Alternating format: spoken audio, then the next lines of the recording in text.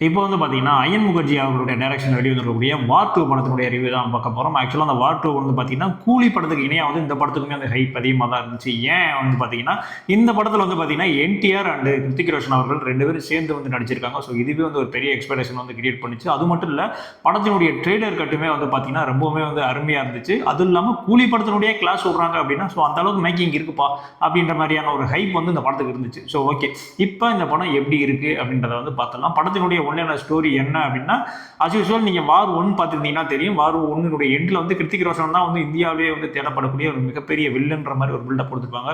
So அந்த பில்டப்போட தான் வந்து இந்த ஸ்டோரி வந்து கண்டினியூ ஆகுது. ஸோ அதை கண்டுபிடிக்கிறதுக்கு தான் வந்து நம்ம ஸ்பை ஒரு ஏஜெண்டாக வந்து நம்ம என்டிஆர் அவர்கள் வந்து உள்ளே வராது. இவரை வந்து கண்டுபிடிச்சாரா, கண்டுபிடிச்ச பிறகு என்னதான் நடந்துச்சு அப்படின்றதா வந்து இந்த படத்தினுடைய ஒன்லைனர் ஸ்டோரி. இந்த படத்துக்கு வந்து மிகப்பெரிய பலம் என்ன அப்படின்னு வந்து பார்த்தீங்கன்னா பெஞ்சமின் அவர்களுடைய சினிமாட்டோகிராஃபி தான். ஸோ அவர் மட்டும் இல்லை அப்படின்னா இந்த படம் வந்து இந்த அளவுக்கு வந்து ஒரு ரிச் லுக்கில் வந்து இந்த படம் வந்து தெரிஞ்சிருக்கான வாய்ப்பு கிடையவே கிடையாது. ஒரு ஹாலிவுட் தரத்துக்கு வந்து இந்த மேக்கிங் இருக்குது அப்படின்ற மாதிரியானதுக்கு அதுக்கு எது வந்து உறுதுணையாக இருந்துச்சு அப்படின்னு வந்து பார்த்தீங்கன்னா இந்த பெஞ்சமின் அவர்களுடைய அந்த ஒளிப்பதிவு மட்டும்தான். ஸோ ஃபைட் சீன்ஸ்லாம் வந்து பார்த்தீங்கன்னா கேமரா எங்கே இருக்குது, எங்கடா போகுது, எங்கடா வருதுன்ற அளவுக்கு வந்து ஒரு வேலையை வந்து பண்ணியிருப்பாப்புல. ஸோ நீங்கள் படம் பார்த்தீங்க அப்படின்னா இந்த மாதிரி விஷயங்கள்லாம் வந்து புரியும். படத்தில் அடுத்தபடியாக வந்து பார்த்தீங்கன்னா மிகப்பெரிய பாசிட்டிவாக இருக்கிறது என்டிஆர் அண்ட் கிருத்திக் ரோஷன் அவர்களுடைய ஆக்டிங். ஸோ அவங்க 2 பேருமே வந்து போட்டி போட்டு வந்து நடிச்சிருக்காங்க. டான்ஸாக இருந்தாலும் சரி, ஆக்ஷன் சீன்ஸாக இருந்தாலும் சரி, எல்லாத்துலேயுமே வந்து ரொம்ப மாஸ் சீன்ஸும் சரி ரொம்பவுமே வந்து அற்புதமாக இருந்துச்சு. மெயினாக வந்து டான்ஸில் வந்து 2 பேருமே வந்து நீ பெரியாலாம் நான் பெரியாலான்ற அளவுக்கு வந்து டான்ஸ் வந்து பண்ணியிருந்தாங்க. கேரா அவர்களுக்கு வந்து அவங்க கொடுக்கப்பட்ட ஆக்டிங் வந்து கரெக்டாக பண்ணிட்டாங்க.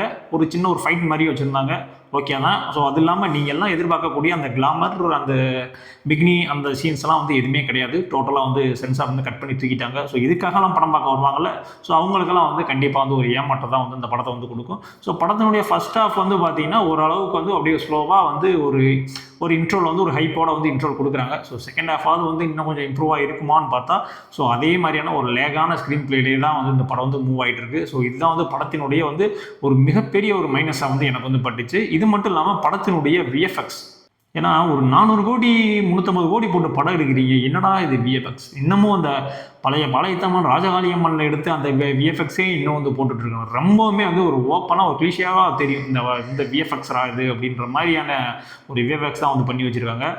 டோட்டலாக வந்து எங்கேயுமே வந்து ஒட்டவே இல்லை. அதுவும் மெயினாலாம் வந்து பார்த்தீங்கன்னா இந்த ஓப்பனிங் சீனுக்கு வந்து என்டிஆருக்கு வந்து ஒரு இன்ட்ரோ கொடுத்துருப்பானுங்க.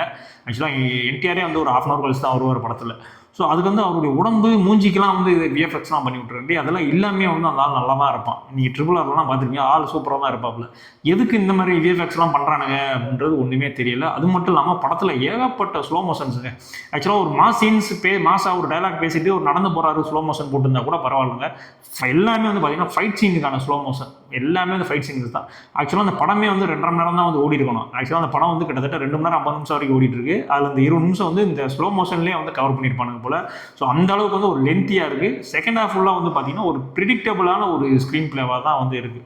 ஆக்சுவலாக வந்து ஆக்ஷன் காட்சிகள் எல்லாமே வந்து அதகலமாக இருக்கும். நீங்கள் ஒரு போட்டில் வந்து நடக்கக்கூடிய ஒரு ஆக்ஷன் காட்சியாகட்டும், ஹெலிகாப்டரில் அங்கே ஒரு ஆக்ஷன் சீன்ஸ் நடக்கும். ஸோ அதெல்லாம் வந்து ரொம்பவுமே வந்து அருமையாக எடுத்துருப்பாங்க. அந்த ஃபைட் சீன்ஸும் கூடிய அந்த கோரியோகிராஃபருக்குமே வந்து ரொம்ப அருமையாக வந்து மெனக்கிட்டு நிறைய விஷயங்கள் வந்து பண்ணியிருப்பாங்க. ஸோ ஃபைட் சீன்ஸ் எல்லாமே வந்து என்டிஆர் அண்டு கிருத்திக் ரோஷன் அவர்களுடைய அந்த மெனக்கடல் வந்து ரொம்பவுமே வந்து அருமையாக தெரியும். இந்த படத்தில் இவ்வளோ தூரம் உழைச்சிருக்காங்க அப்படின்ற விஷயம் தெரியும். ஸோ இது எல்லாத்தையுமே வந்து பார்த்தீங்கன்னா இந்த ஸ்லோ மோஷன், இந்த விஎஃப்எக்ஸ், இந்த ஸ்லோவான ஸ்க்ரீன் பிளே, ப்ரெடிக்டபிளான ஸ்க்ரீன் பிளே, இது எல்லாமே வந்து தூக்கி சாப்பிட்டு படத்தை வந்து ஸ்லோ டவுன் பண்ணிடுது. அதுதான் வந்து உண்மை. ஸோ அது இன்னுமே வந்து கொஞ்சம் பெட்டராக பண்ணியிருக்கலாம். சலாம் அலி சாங் அது ஒன்று ஓகே, அது கொஞ்சம் நல்லாயிருக்கு. எமோஷனலாக வந்து நம்மளுக்கு வந்து ஒரு எந்த விதமான ஒரு கனெக்ட்டுமே வந்து கொடுக்கலங்க.